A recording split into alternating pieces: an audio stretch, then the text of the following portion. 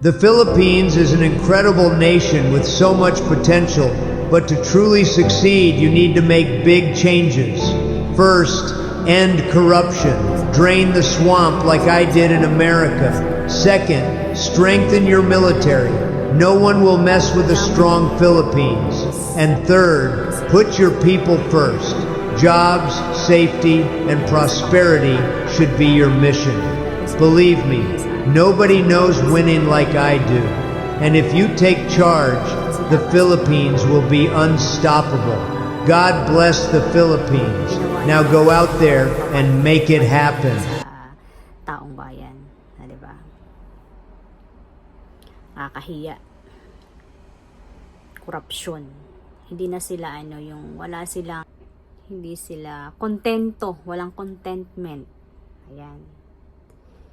Masyado silang tsaka abusado. Ayan.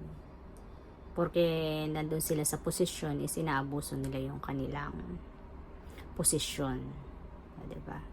Nakakahiya talaga, promise. Nakakahiya.